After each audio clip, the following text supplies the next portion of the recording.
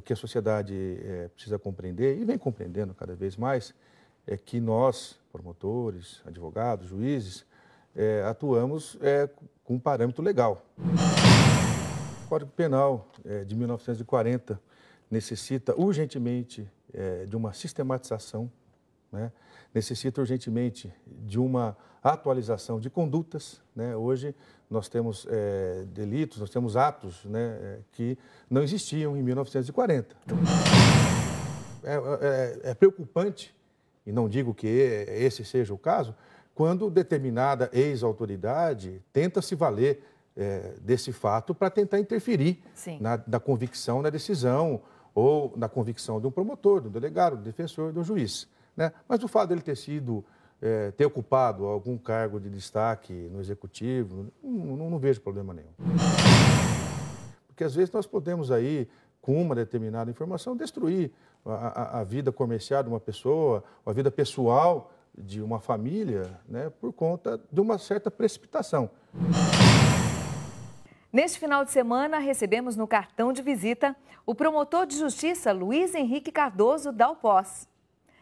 Após atuar no GAECO, Grupo de Atuação Especial de Combate ao Crime Organizado, nosso entrevistado já coordenou o CAUCRIM do Ministério Público de São Paulo, fez parte do processo que condenou o médico Roger Abdelmaci e atualmente é promotor assessor do Procurador-Geral do Ministério Público, Dr. Márcio Fernandes Elias Rosa. Com uma carreira consolidada, Dalpós ainda tem um grande caminho a trilhar. E mesmo com um grande reconhecimento entre seus pares, ainda busca grandes desafios na profissão. Hoje, porém, queremos saber quais as mágoas que ele tem em relação à justiça brasileira e como foi atuar em um dos casos mais importantes da nossa história.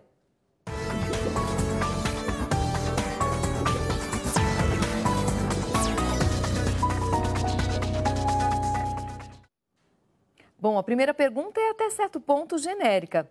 O senhor sempre teve vontade de ser promotor? Bem-vindo ao cartão de visita, doutor. Muito obrigado. Sempre, né? Desde a época da faculdade, eu iniciei o estágio no Ministério Público e assim me voltei no ensino acadêmico e ao terminar a faculdade já iniciei a fase de concurso, especificamente no Ministério Público. E felizmente atingi esse objetivo. Nos últimos 20 anos, houve uma divulgação maior do Ministério Público, uma visibilidade maior aqui no estado de São Paulo. Isso deu uma oxigenada no MP? Posteriormente à Constituição de 88, né, com a definição de atribuições, de garantias e prerrogativas do Ministério Público, houve naturalmente, não só em São Paulo, mas em todo o país, né, uma ação mais contundente, não diria oxigenar, mas mais plena, mais ampla do Ministério Público em vários campos, em várias áreas que surgiram concomitante à Constituição, a área de interesses coletivos, enfim, mantendo historicamente a nossa atuação na área penal. Eu acredito que tudo se deu por conta de uma conspiração de fatores e hoje o Ministério Público ocupa essa posição essencial para que a gente possa contribuir para uma sociedade um pouco melhor. Bom, você atuou em cidades como Pompeia, Cafelândia, Penápolis, Lins. Atuar em São Paulo é mais complicado ou não? Tem uma visibilidade, uma complexidade maior, doutor? Tem uma complexidade maior, mas a exposição, a visibilidade nas comarcas menores é mais intensa, né? O promotor, ele tem uma pessoalidade maior no interior, né? O que isso é muito bom, é a essência do Ministério Público, né? Talvez uma das mais sagradas e essenciais atribuições do Ministério Público seja o atendimento ao público, né? Não que não façamos isso na capital, mas é de uma maneira mais específica no fórum. No interior, esse contato é mais estreito, às vezes, inclusive, na casa do promotor. E aqui em São Paulo, de fato, né, nos deparamos com questões mais complexas, às vezes, né? Então, eu acho que as coisas se equilibram. Bom, este ano o senhor completa 20 anos de MP. Durante todos esses anos, qual é a maior alegria que você já teve como promotor? Dá para contar para a gente? É atuar como promotor, né? Não existe um caso pontual. Eu acho que a maior alegria foi poder servir como promotor de justiça, poder, como eu disse, atender a comunidade, poder ver o retorno da nossa atribuição, né? A ponta final, que é a prestação jurisdicional, ou o desfazimento de algo que era nocivo à sociedade, a um determinado interesse que nós defendemos. Então, eu acho que é o conjunto, né, que traz uma grande satisfação em ser promotor de justiça. Você acha também que o MP é uma das poucas concentrações de reservas morais do país? Não. Nós temos no país um universo de várias instituições que atuam de maneira séria, de maneira correta, né? O Ministério Público, felizmente, graças a Deus, faz parte dessas instituições que procura pautar, né? Não só pela legalidade, mas como atuando de maneira correta, de forma proba. Eu acho que nós estamos bem servidos aí com determinadas instituições. Como é para um promotor lidar com fracasso, por exemplo? Olha, eu não diria fracasso, muito mais, seria mais frustração, tá, de algo que formamos a nossa convicção, que não é absoluta, né? Nem sempre a nossa convicção é aquela que realmente contempla a verdade absoluta, como eu disse. Sim. Mas a frustração, às vezes, é ruim, né? Porque o nosso empenho, a nossa dedicação, toda a nossa energia é concentrada numa determinada causa, num determinado fato, e às vezes por fatores ou por uma outra convicção adversa, né, não conseguimos atingir essa satisfação. Aí, de fato, vem uma frustração que nos conformamos com a continuidade da nossa atuação como promotor. Já que você não lembra de uma alegria, se lembra de uma frustração ao longo da sua carreira, doutor? Não, de alegria, muitas. Né? Mas de uma específica para contar para a gente, lembra de alguma frustração? Frustração? Foi o que eu acabei de dizer. Né? Eu acho que é complicado pontuar um caso, um processo, um insucesso numa atuação. Eu acho que isso não traduz o que vem a ser o promotor de justiça. Né? Eu acho que é muito mais do que um resultado positivo ou negativo nesse ou naquele episódio. É por isso que, não que eu não tenha exemplos para serem conferidos, mas eu acho que tudo é maior quando falamos no contexto da atuação do promotor de justiça. Bom, o senhor atuou em alguns casos emblemáticos, mas como foi atuar especificamente no processo envolvendo o médico Roger Abdelmaci? Como é que foi isso, doutor? Um processo complexo, desgastante, porque ele envolvia algo mais do que aquela conduta delituosa. Ele envolvia a expectativa da maternidade por aquelas mulheres que não conseguiram, naturalmente, alcançar essa graça divina. Né? Então, o crime contra a dignidade sexual é repulsivo, é hediondo. Sim. Agora, imagine você esse estupro sendo praticado com um requinte antecedente de quem foi e se entregou. Procurando ajuda. Procurando ajuda, se entregou ao médico, confiou toda a sua esperança, a começar, né, um pouco mais mesquinho, toda a sua economia, Sim. Né, que isso também envolveu um fator econômico, toda a sua economia, toda a sua esperança, a sua, do seu marido, da sua família. Né? Então, esse fator antecedente causou um peso maior, de fato, né, um desgaste maior na relação que nós tivemos nesse processo. Mas foi um processo complexo, né, com dezenas de vítimas, um processo tenso, mas que felizmente transcorreu na mais absoluta normalidade. Graças à nossa atuação, a atuação da bancada de defesa, que se comportou muito bem, da digna juíza, que presidiu de uma maneira exemplar esse processo, enfim. Nós tivemos aí, talvez, um exemplo de como conduzir um processo independente da sua complexidade e da sua gravidade. Agora, e a fuga? Como é que foi isso, na sua visão? Ao receber a denúncia, ao dar início ao processo, a juíza decretou a prisão do acusado.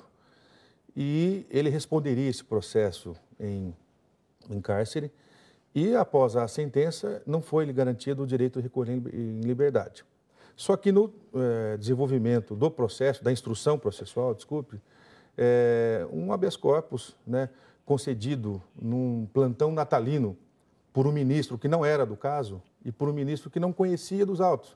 Ele teve acesso simplesmente à petição da defesa e com base nos argumentos exclusivos lançados pela defesa, ele entendeu por bem soltar e permitir que o acusado respondesse o processo em liberdade. Isso não mostra as lacunas da nossa justiça, doutor? Não, não é lacuna da justiça. Às vezes é um problema de interpretação, de convicção. Eu diria que é muito mais uma ação específica, né, de convicção, que deve ser respeitada, evidentemente, do que uma lacuna propriamente, né? O sistema, ele se fecha, o sistema é coerente, né? Eu não diria que é uma lacuna, não. Qual é a sua opinião sobre a reforma do Código Penal?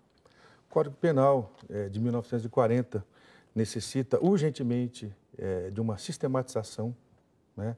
Necessita urgentemente de uma atualização de condutas, né? Hoje nós temos delitos, nós temos atos, né, que não existiam em 1940. Tudo com a evolução evoluiu, dos tempos, exatamente. Então, nós precisamos, e há bom tempo, essa reforma ela vem se realizando. Evidentemente, com determinadas tendências, com muita preocupação, né? O Ministério Público está atento a isso.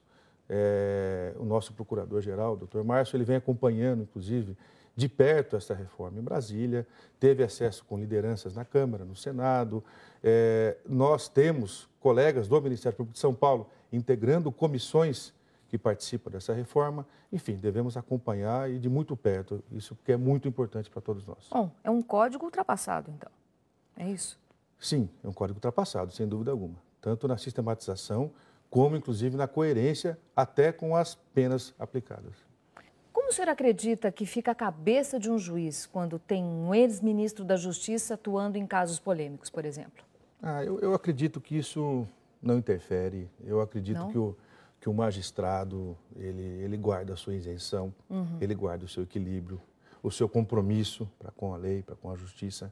E, honestamente, o fato de ser ex-ministro, advogar nesse ou naquele caso, tudo deve ser feito de uma maneira muito objetiva, transparente, correta. Então, não acredito que isso seja... Mesmo com os jovens?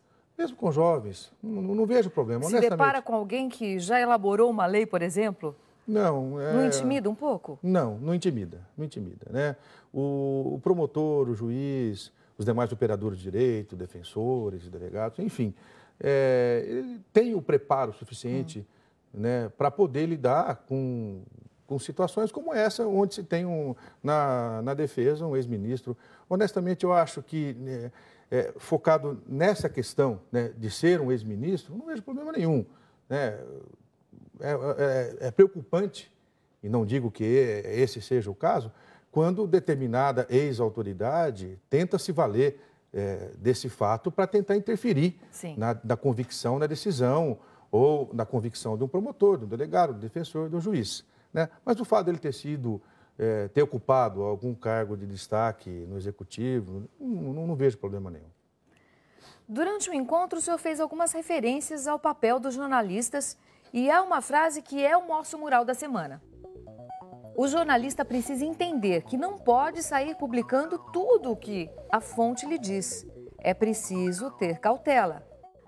Bom, doutor, o jornalista ajuda ou prejudica o judiciário como um todo? A sua opinião, por favor. Ajuda demais. É essencial a atividade do jornalismo que interage com a opinião pública, né, que retrata o que de fato vem acontecendo. Não dá para se conceber uma sociedade, né, no Estado Democrático de Direito sem atividade do jornalismo, né?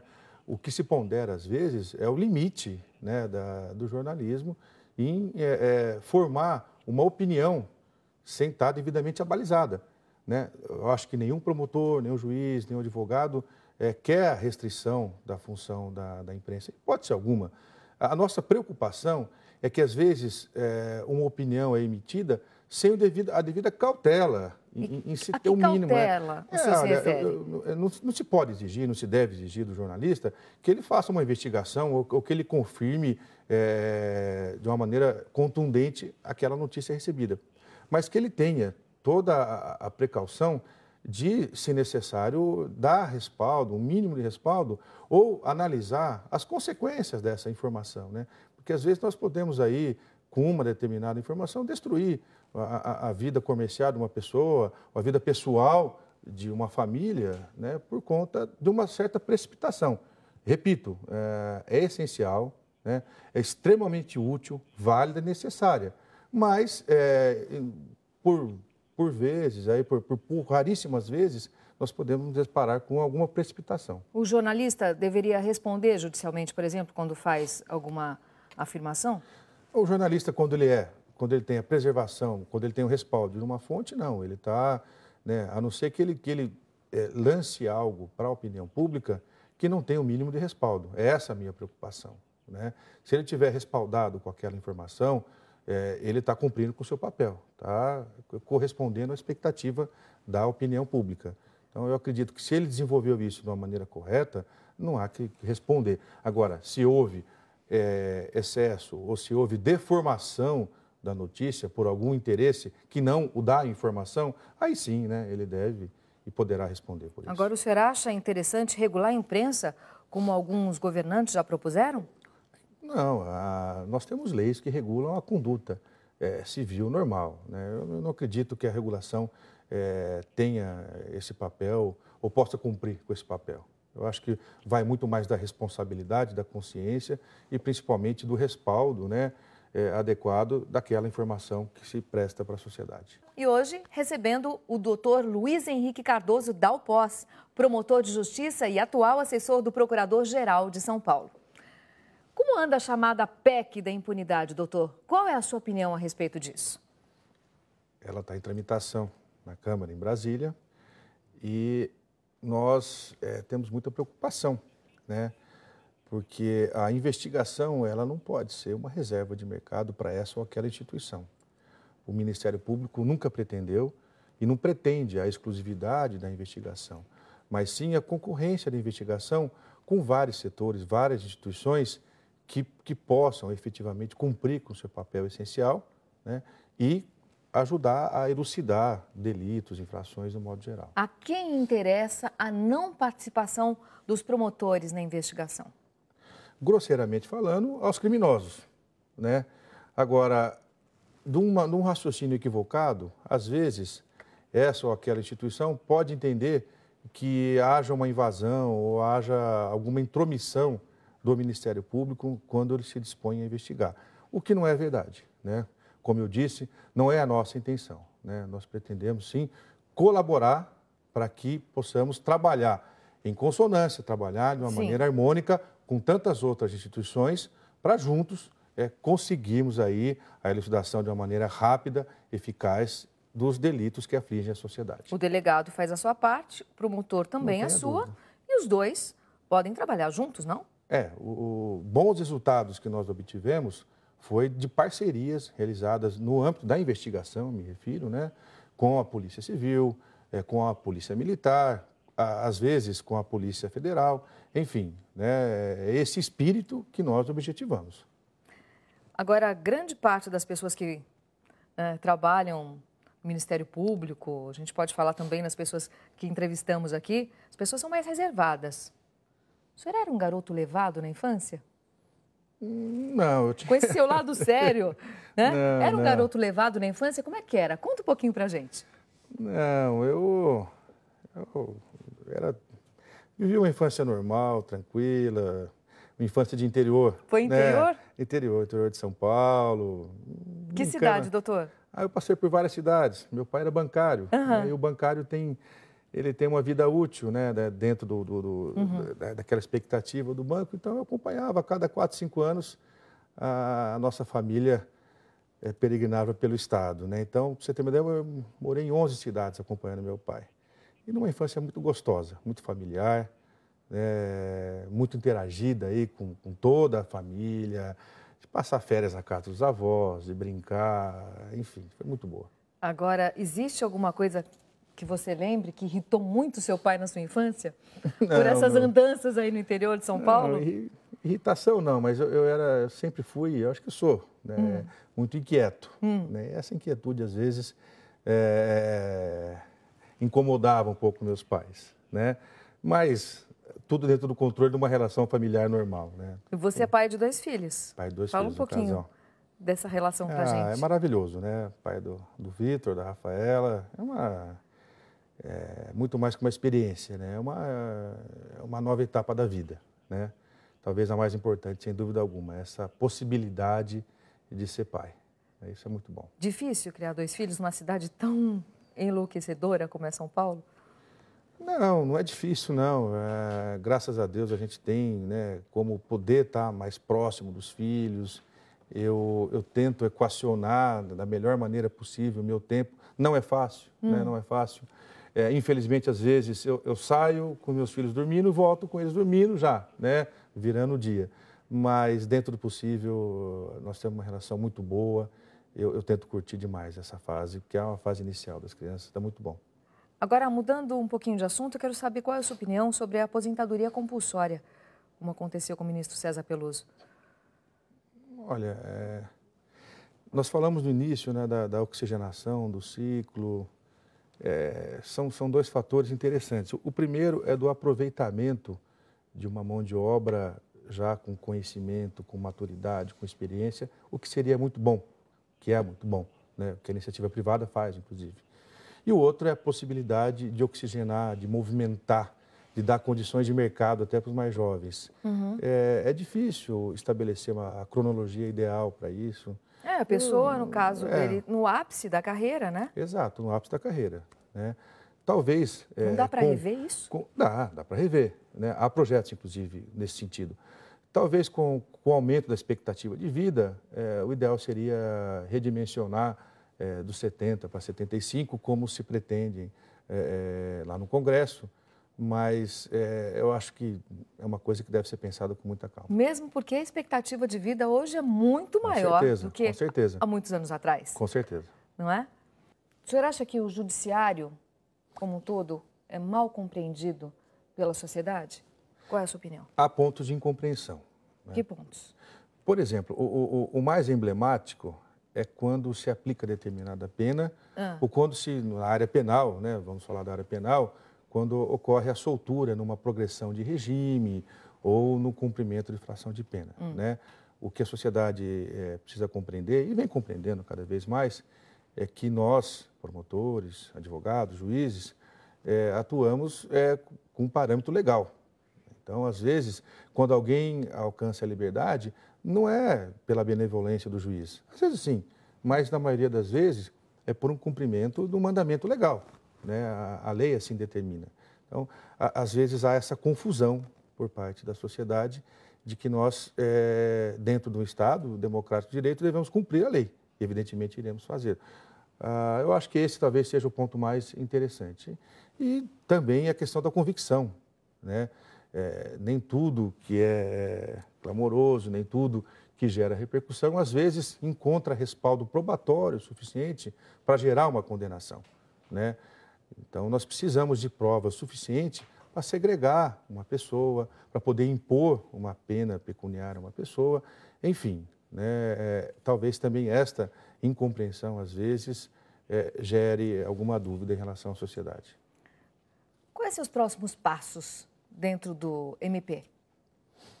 Continuar como promotor de justiça, que para mim é uma paixão. Né? Realmente, eu sou muito grato ao Ministério Público. Muito do que eu tenho, devo ao Ministério Público. Então, hoje eu tenho a felicidade de estar numa assessoria do atual Procurador-Geral. Amanhã, se Deus quiser, eu volto a trabalhar na atividade fim, no processo aí, tentando contribuir e podendo dignificar com essa função de promotor de justiça. Como nós já até falamos na aposentadoria, já pensou daqui, sei lá, 20, 30 anos, quando se aposentar, vai fazer o quê, doutor? Nem quer pensar nisso ou já tem alguma ideia? Não tenho, né? Qualquer raciocínio agora é elucubração, Sim. Né? Mas se fosse para dar uma resposta agora, eu diria que eu vou curtir a minha família, né? Com mais intensidade. E você imagina o Vitor ou a Rafaela trabalhando com você? Não imagino, né? Até cronologicamente isso não será possível, né? Eles são muito pequenininhos, Eles são né? pequenininhos? São pequenininhos, então eu acho que eu saio na compulsória antes. Qual a idade do né? Vitor e da Rafaela? O Vitor tem 2 anos e 6 meses, a Rafaela tem 1 ano. Muito pequenininho, realmente. Não vai dar, né? Bom, eu quero saber agora, porque é uma forma de homenagear alguém, né? Para quem você entrega o seu cartão de visita? Eu teria várias vertentes para entregar cartão de visita. Essa é a parte mais difícil, são tantas pessoas. É difícil, né? mas eu acho que pela essência eu quero entregar para a minha família, né? Minha família como um todo e essencialmente para o meu núcleo familiar, a minha esposa, os meus filhos. Eu acho que isso sim é a minha sustentação. Então, apesar de merecedores em outras áreas, em outras frentes, mas a minha base, a minha razão atual vai para a minha família, o cartão de visitas. Luiz Henrique Cardoso Dalpós. Talvez o garoto nascido em Penápolis e formado na Faculdade de Direito de Bauru não imaginasse naquela época chegar a um cargo tão importante no Judiciário Paulista. Desde 92, Dalpós passou por cidades como Pompeia, Lins, Penápolis, Cafelândia, até chegar no 3º Tribunal do Júri da capital. Em todas as ocasiões, o mesmo norte para a carreira: justiça. Nosso convidado assessora o atual Procurador-Geral de Justiça e tem no currículo atuação em casos de grande representatividade, o que faz dele uma referência para as novas gerações de promotores. Mesmo com uma agenda disputada e com compromissos nem sempre adiáveis, Dalpós sorri e fala com orgulho do casamento e dos filhos Vitor e Rafaela, que serão o futuro deste país. É para este competente promotor, que dedica parte de sua vida facilitando e promovendo a justiça para o bem-estar do próximo, que eu entrego o meu cartão de visita de hoje. Record News, jornalismo 24 horas de plantão.